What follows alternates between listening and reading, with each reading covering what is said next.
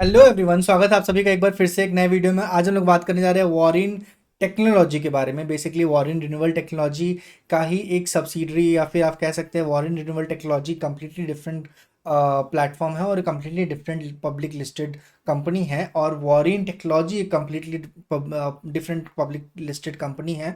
और ये दोनों अगर आप देखेंगे तो एक बहुत बड़ा मल्टी बैगर रिटर्न दिया है। और इसमें एक आपको बहुत अच्छा ये देखने को मिल सकता है, ग्रोथ देखने को मिल सकता है। और ये बिल्कुल भी ये video buy and sell recommendation नहीं है। इस वीडियो में सिर्फ और सिर्फ एक एनालिसिस पर्पस से ये वीडियो हम आप तक लेके आ रहे हैं और आप इसको एनालिसिस पर्पस से ही देखिएगा, एजुकेशनल वेस्ट।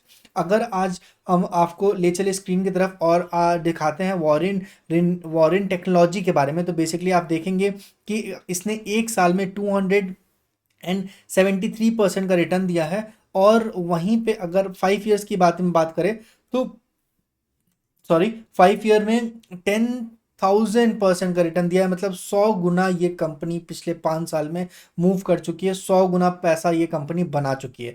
तो ये 100x इस कंपनी ने रिटर्न दिया है पिछले 5 साल में। ये कंपनी इनकॉर्पोरेट हुई थी 2013 में। और इस कंपनी का मेजर बिजनेस जो है वो मतलब इलेक्ट्रिकल अप्लायंसेस के ऊपर है, बैटरीज वगैरह सब कुछ ये कंपनी सेल करती है। अगर आप यहाँ पे देखेंगे इसके कंप्लीट पोर्टफोलियो को, तो यहाँ आपको दिखेगा कि ई बाईसाइकिल और फ्रंट लोड फोकलिफ्ट जो होता है, फ्रंट लोड करके इसको मूव किया जाता है वेयर हाउसेस में, e rickshaw, battery energy storage और टेलीकॉम यूपीएस में भी ये कंपनी का बहुत बड़ा मार्केट शेयर है। मतलब बहुत ये है मिड कैप कंपनी, एक स्मॉल कैप कंपनी है बेसिकली। 1,000 करोड़ का मार्केट कैपिटल है, पर इतने सारे इसके क्लाइंट्स है और ये इसका पोर्टफोलियो है।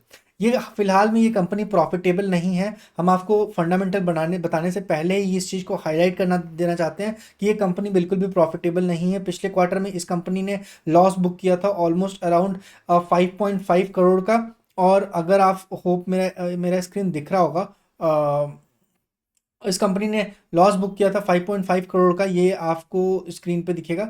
और अगर हम स्पेसिफिकली बात करें इस कंपनी का बाकी के फंडामेंटल्स के बारे में, तो इस कंपनी में बहुत सारे फंडामेंटल्स ऐसे भी हैं जो थोड़ा सा वर्केबल है। मतलब डेफिनेटली हम लोग स्टार्ट करते हैं। चलिए स्टार्ट से स्टार्ट करते हैं, कंपनी के बारे में कंप्लीट इन डेप्थ एनालिसिस पहले जान लेते हैं विद इन 1 से 2 मिनट।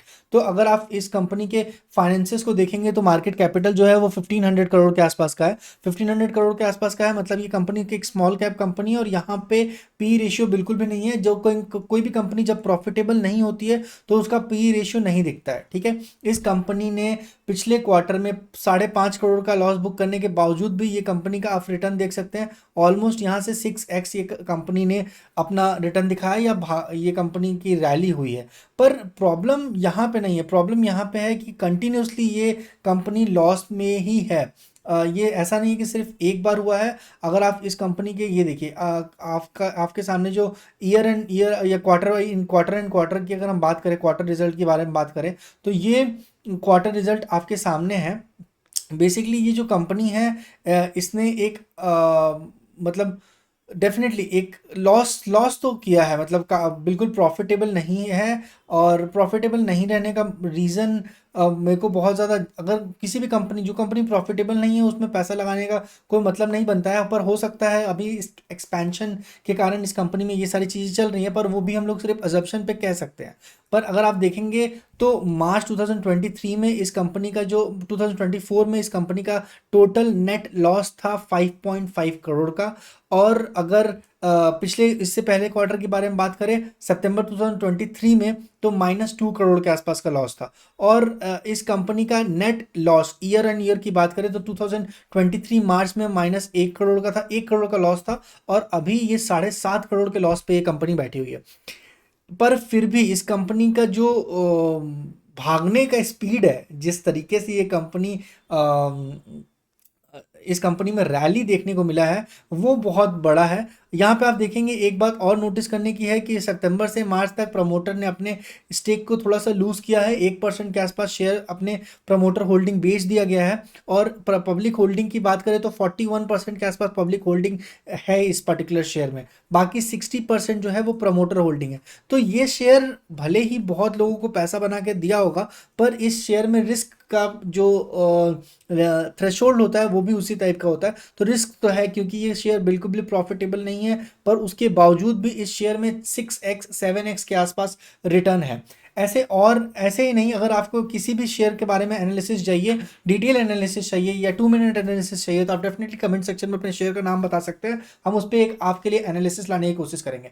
मिलते हैं नेक्स्ट वीडियो में, तब तक के लिए stay tuned. Thank you so much guys. और आप इस चैनल को सब्सक्राइब कर सकते हैं ताकि हम लोग कनेक्टेड रहें।